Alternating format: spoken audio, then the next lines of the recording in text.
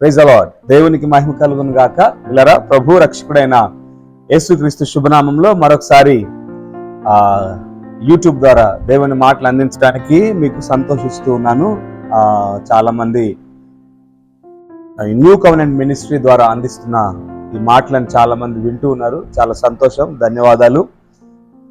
ఈ వాక్యం విని మీరు దీవించబడితే కనుక మీ అభిప్రాయాన్ని, అలాగే అందించబడుతున్న దేవుని మాటల కొరకు మీ ఆలోచనలు ఏమైనా ఉంటే కూడా దయచేసి కామెంట్ రూపంలో తెలియజేయండి. అలాగే నిజంగా ఈ మాటల ద్వారా మీరు దీవించబడితే కనుక, ఆశీర్వదించబడితే కనుక ఈ ఛానల్ని చూడడం మాత్రమే కాక సబ్స్క్రైబ్ కూడా చేసుకోవాలని ప్రభుపేట ప్రేమతో తెలియజేస్తున్నాం. దేవునికి స్తోత్రం. యోహాను సువార్త 2వ అధ్యాయం వరకు మనం చూసాం.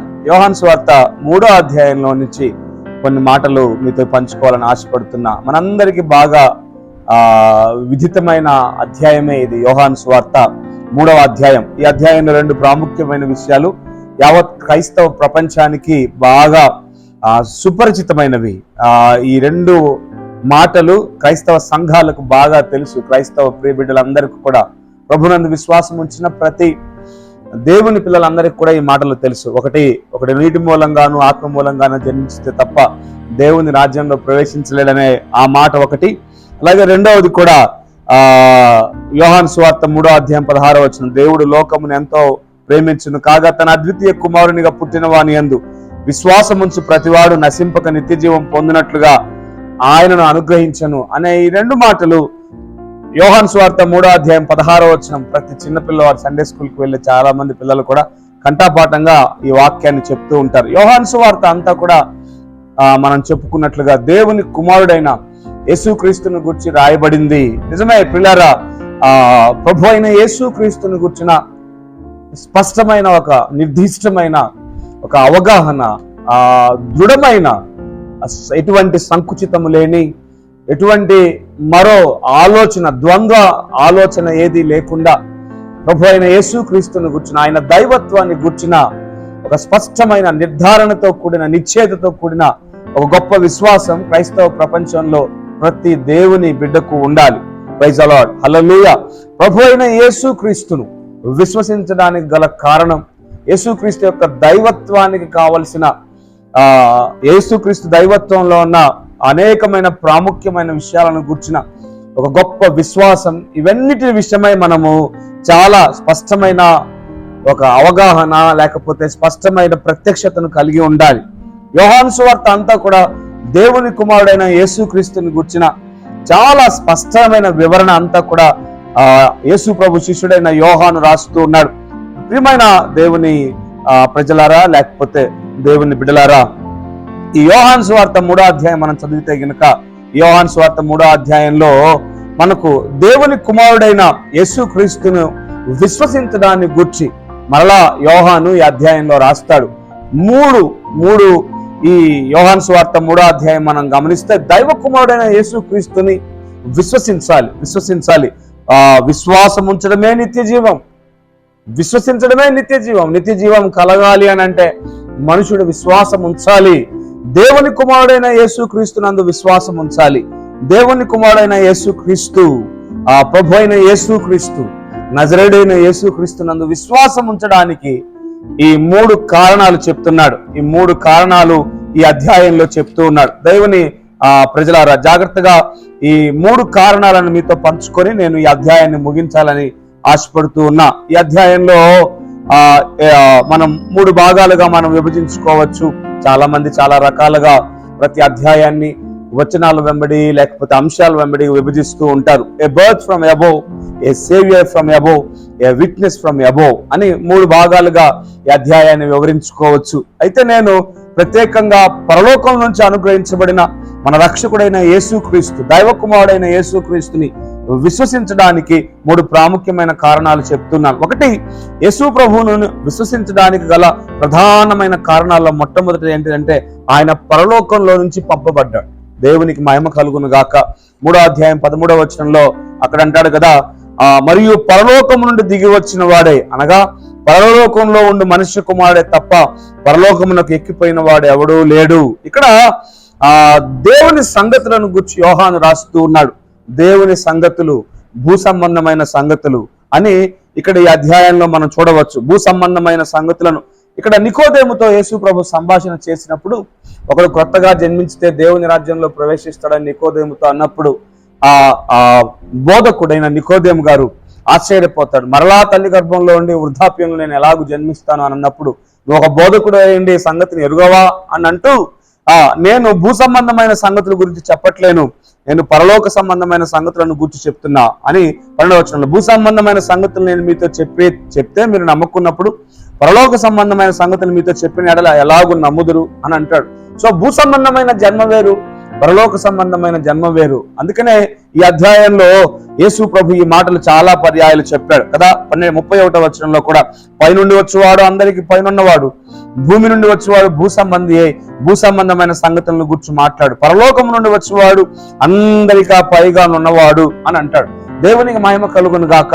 దైవ కుమారుడైన యేసుక్రీస్తును విశ్వసించడానికి ఈ అధ్యాయంలో మూడు విషయాలు, యేసు ప్రభువుని ఎందుకు విశ్వసించాలి అనే దానికి 3 విషయాలను మనం చూడవచ్చు. ఒకటి ఏంటంటే, ఆయన పరలోకంలో నుండి వచ్చాడు, పరలోకంలో నుంచి పంపించబడ్డాడు, పరలోకాన్ని చూచిన వాడు, పరలోకంలో ఉన్నవాడు, పరలోకము నుండి దిగి వచ్చిన వాడు ప్రభు అయిన యేసు క్రీస్తు. పైనుండి వచ్చిన వాడు తప్ప దాని గురించి ఎవరు చెప్పలేరు. దేవుని గురించి, దేవుని రాజ్యమును గురించి, దేవునికి సంబంధించిన విషయాలను గురించి ఆయన చెప్తే తప్ప మానవాళి ఎవరు కూడా గ్రహించలేరు. దేవునికి సంబంధించిన సంగతులన్నీ కూడా దేవుడే ప్రత్యక్షపరచాలి. హల్లెలూయా, ప్రైజ్ ది లార్డ్. దేవుడు ప్రత్యక్షపరిస్తే తప్ప, పరిశుద్ధాత్మ దేవుడు ప్రత్యక్షపరిస్తే తప్ప ఎవరూ గ్రహించలేం.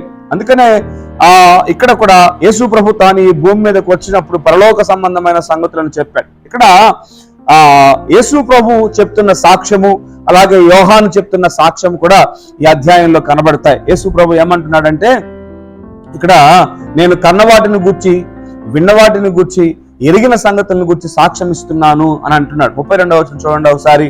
31, 32, పైనుండి వచ్చేవాడు అందరికి పైనున్నవాడు, భూమి నుండి వచ్చేవాడు భూ సంబంధమైన సంగతులను గురించి మాట్లాడు, పరలోకం నుండి వచ్చేవాడు అందరికీ పైగా నుండి తాను కన్నవాటిని గుర్చి విన్నవాటిని గుర్చి సాక్ష్యం ఇచ్చను, ఆయన సాక్ష్యము అంగీకరింపబడును, ఆయన సాక్ష్యం అంగీకరించేవాడు దేవుడు సత్యవంతుడైన మాటలకు ముద్ర వేసి ఉన్నాడు అని ఇక్కడ చెప్తున్నాడు. అలాగే 12వ వచనంలో కూడా, భూ సంబంధమైన సంగతులు నేను మీతో చెప్తే మీరు నమ్ముకున్నప్పుడు పరలోక సంబంధమైన మీతో చెప్పినడా ఎలాగూ నమ్ముదురు అని అంటాడు. అలాగే ఇక్కడ 11వ వచనంలో, మేము ఎరిగిన సంగతియే చెప్పుచున్నాము, చూచిన దానికే సాక్ష్యం ఇచ్చుచున్నాము, మా సాక్ష్యమును మీరు అంగీకరింపరని మీతో నిశ్చయముగా చెప్పుచున్నాను. దేవునికి స్తోత్రం, హల్లెలూయా, ప్రైజ్ ది లార్డ్. పరలోకము నుండి ప్రభు అయిన యేసుక్రీస్తు పంపించబడ్డాడు, పరలోకము నుండి దిగి వచ్చాడు, పరలోకము నుండి వచ్చాడు, పంపబడాడు. 13వ వచనంలో పరలోకము నుండి దిగి వచ్చిన అని ఉంటుంది.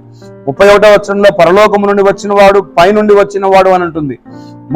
మూడవ వచనంలో పంపబడిన వాడు అని ఉంటుంది. దేవునికి మహిమ కలుగును గాక. 34వ వచనంలో పరలోకం నుండి పంపించబడిన ప్రభు అయిన యేసుక్రీస్తుకు తండ్రి అయిన దేవుడు కొలత లేని ఆత్మనిచ్చాడు. అలాగే ఆయన దేవుని సంబంధమైన సంగతులు మాత్రమే మాట్లాడతాడు. 34వ వచనంలో అంటాడు కదా, ఏమంటాడు, దేవుడు తాను పంపిన వాని కొలత లేకుండా ఆత్మను అనుగ్రహించును గనుక ఆయన దేవుని మాటలే పలుకుడు. హల్లెలూయా. ఎందుకు ప్రభు అయిన యేసుక్రీస్తును విశ్వసించాలంటే ఆయన దేవుని మాటలే పలికాడు, దేవుని కార్యాలనే చేశాడు. దేవునికి స్తోత్రం. అలాగే దేవునికి సంబంధించిన ఉన్న వాటిని, చూచిన వాటిని, కన్న వాటిని గురించి ఆయన సాక్ష్యం ఇచ్చాడు.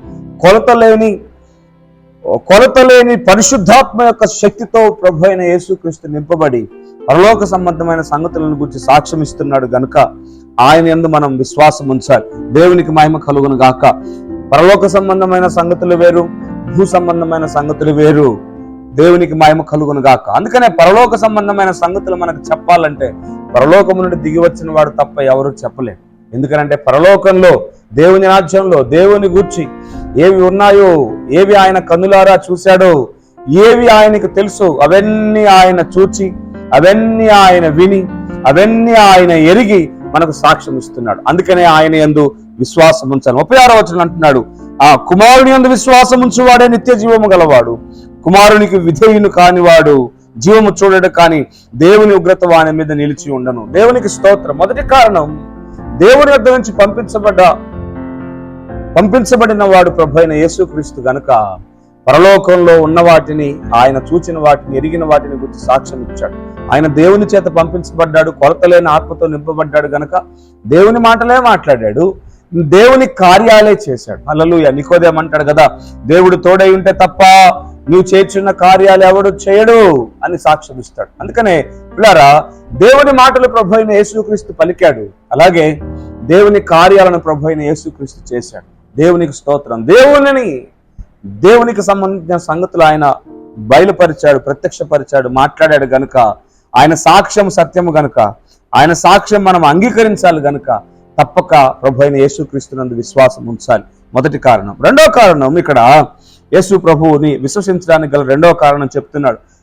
3వ అధ్యాయం 16వ వచనం, దేవుడు లోకమును ఎంతగానో ప్రేమించెను కాగా తన అద్వితీయ కుమారునిగా పుట్టిన వాని అందు విశ్వాసం ఉంచి ప్రతివాడు నశింపక నిత్య జీవం పొందినట్లుగా ఆయనను అనుగ్రహించును. ఈ అధ్యాయంలో నశింపక నిత్య జీవం పొందినట్లు అని 3 పర్యాయాలు చెప్తాడు. అందుకని ఆ 3 విషయాలను నేను ఆధారంగా చేసుకుని దేవుని కుమారుని విశ్వసించడానికి 3 కారణాలు చెప్తున్నాను. ఒకటి, పరలోకం నుంచి పంపించబడ్డాడు, పరలోక సంబంధమైన సంగతులు ఆయనకు తెలుసు, వాటిని చూచాడు, వాటిని ఎరిగాడు, వాటిని విన్నాడు కనుక వాటిని గురించి సాక్ష్యం ఇస్తున్నాడు.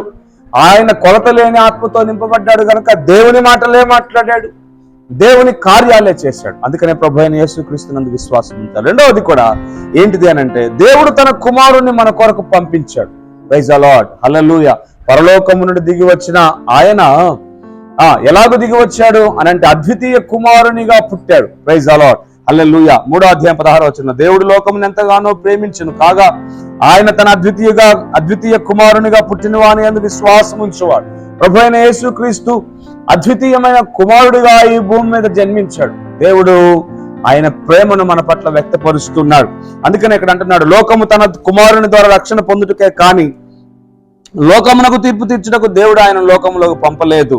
అందుకని ఎవరైతే ఆయన యందు విశ్వాసం ఉంచారో వారు నశింపక నిత్య జీవం పొందుతారు. దేవుడిచ్చే గొప్ప ఈవి ఏంటో తెలుసా? ఈరోజు మానవాళి దేవుని దగ్గరికి పరిగెడుతూ ఎన్నో ఈ భూ సంబంధమైన అవసరాలు తీర్చబడడం కోసం పరిగెడుతున్నారు. మంచిదే, భూ సంబంధమైన అవసరాలు తీర్చబడడం కోసం వెళ్ళొద్దని ఎవరని చెప్పం. భూ సంబంధమైన అవసరాలు ప్రతి మనిషికి తీర్చబడవలసిందే. అయితే మనిషి యొక్క ప్రాథమికమైన అవసరం అది కాదు. మనిషి యొక్క ప్రాథమికమైన గొప్పనైన అవసరం ఏంటంటే పరలోకాన్ని స్వతంత్రించుకోవడం, దేవుని రాజ్యాన్ని స్వతంత్రించుకోవడం, తన ఆత్మ ఎన్నటికి నశించని ఆ నిత్య జీవంలో ప్రవేశించడమే మానవుని యొక్క ప్రాథమికమైన అవసరత. దేవుడు ఎలాగే నిత్యుడై ఉన్నాడో మనుషునిలో ఉన్న ఆత్మ కూడా చావు లేనిది, మరణం లేనిది కనుక మరణము లేని ఆత్మ నిత్యత్వంలోనికి ప్రవేశించాలంటే ప్రభు అయిన యేసుక్రీస్తునందు విశ్వాసం ఉంది. రెండో కారణం చెప్తున్నాడు, దేవుని మూలముగా ఆయన పుట్టాడు, ఆయన అద్వితీయ కుమారుడు గనుక ఆయనందు విశ్వాసం ఉంచువాడు నశింపక నిత్య జీవం పొందుతాడు. దేవునికి మహిమ కలుగును గాక. ఏమండి, ఎందుకు యేసు ప్రభువుని విశ్వసించాలంటే ఆయన దైవ మానవుడై ఉండి ఆయన ఈ లోకంలో అద్వితీయ కుమారునిగా పుట్టాడు కనుక ఆయనందు విశ్వాసం ఉంచాలి. దేవుడు తన ప్రేమను చూపిస్తున్నాడు. ఆ కొలత లేని ప్రేమను మానవుడు గ్రహించి ఆయన యందు విశ్వాసం ఉంచాలి. అందుకనే ఆయన యందు విశ్వాసం ఉంచువాడు రక్షించబడతాడు, ఆయన యందు విశ్వాసం ఉంచువాడు నిత్య జీవాన్ని పొందుకుంటాడు. 3వ కారణం కూడా ఈ అధ్యాయంలో ప్రభు అయిన యేసుక్రీస్తును విశ్వసించడానికి గల 3వ కారణం చెప్తున్నాడు. దేవునికి మహిమ కలుగును గాక. Praise the Lord. అయితే ఆ కారణాన్ని ఇశ్రాయేలు జీవితంలో జరిగిన సంఘటనతో పోల్చుతూ యేసు ప్రభు చెప్తున్నాడు. చూడండి ఏమంటున్నాడంటే, అరణ్యంలో మోషే సర్పమును ఎలాగో ఎత్తెను అలాగే విశ్వసించి ప్రతివాడు నశింపక ఆయన ద్వారా నిత్య జీవం పొందినట్లుగా మనుష్య కుమారుడు ఎత్తబడవరని. ఒకటి, పరలోకం నుంచి వచ్చాడు కనుక ఆయనందు విశ్వాసం ఉంచమన్నాడు యోహాను. రెండవదిగా ఆయన పరలోకం నుండి వస్తూ మానవునిగా ఈ భూమి మీద జన్మించాడు కనుక, అద్వితీయ కుమారునిగా పుట్టాడు కనుక ఆయనందు విశ్వాసం ఉంచమన్నాడు. మూడవదిగా ఆయన యొక్క మరణాన్ని గురించి మాట్లాడుతున్నాడు. మోషే ఆనాడు ఇశ్రాయేలు ప్రజల రక్షణ కొరకు ఒక ఇత్తడి సర్పాన్ని ఎత్తినప్పుడు ఆ ఇత్తడి సర్పాన్ని వారు తేరి చూచినప్పుడు ఎలాగైతే ఆ సర్ప కాటు నుంచి ఎలాగైతే ఆ యొక్క సందర్భాలలో వారు ఎలాగైతే బ్రతికించబడ్డారో, ప్రియులారా, ప్రతి మనిషి బ్రతికించబడాలంటే నజరేయుడైన యేసుక్రీస్తునందు విశ్వాసం ఉంచాలి. సిలువ వేయబడిన ప్రభు అయిన యేసుక్రీస్తునందు విశ్వాసం ఉంచవలసిందే. సిలువ వేయబడిన యేసుక్రీస్తునందు విశ్వాసం ఉంచితే తప్ప నిత్య జీవము లేదు. దేవుని కుమారుడిగా పంపించబడిన యేసుక్రీస్తునందు విశ్వాసం ఉంచితే తప్ప నిత్య జీవము లేదు. అలాగే మన పాపముల కొరకు ప్రాణమిచ్చి రక్తమును కార్చి ప్రాణము పెట్టిన ప్రభు అయిన యేసుక్రీస్తునందు విశ్వాసం ఉంచితే తప్ప ఆ రక్షణ లేనే లేదు, జీవమును చూడనే చూడరు. హల్లెలూయా. అందుకని అంటున్నాడు కదా, అరణ్యంలో మోసే సర్పమును ఎలాగూ ఎత్తెనో అలాగే విశ్వసించి ప్రతివాడు నశింపక ఆయన ద్వారా నిత్య జీవం పొందినట్లుగా మనుష్య కుమారుడు ఎత్తబడవలను. దేవునికి మహిమ కలుగును గాక. 15వ వచనంలో, అలాగే 16వ వచనంలో, అలాగే 36వ వచనంలో, ఈ 3 వచనాలలో కూడా ఆయనందు విశ్వాసం ఉంచడం ద్వారానే రక్షణ కలుగుతుంది అని, యేసుక్రీస్తునందు విశ్వాసం ఉంచడాన్ని గుర్చిన 3 ప్రాముఖ్యమైన కారణాలు చెప్పాడు. దేవునికి స్తోత్రం. ఇది పరలోక సంబంధమైన సంగతులు. చాలాసార్లు దేవునికి సంబంధించిన సంగతులు వెరితనంగానే ఉంటాయి, కాస్త హాస్యాస్పదంగానే ఉంటాయి, అనేకులకు విమర్శించడానికి తావుగానే ఉంటాయి. కానీ పిల్లారా, అవి దేవుని ఆత్మచేతనే వివేచించబడతాయి. పరిశుద్ధాత్మ దేవుని మాత్రమే అవి మన హృదయాలలో అర్థమయ్యేలా చేస్తాడు, విశ్వసించేలాగా నమ్మేలా చేస్తాడు. మన హృదయాంతరంగాలలో కార్యం చేసే పని పరిశుద్ధాత్మ దేవుని యొక్క పని. పిల్లారా, యేసునందు విశ్వాసం ఉంచాం కదా, మన రక్షణను కొనసాగించుకుంటున్నాం కదా.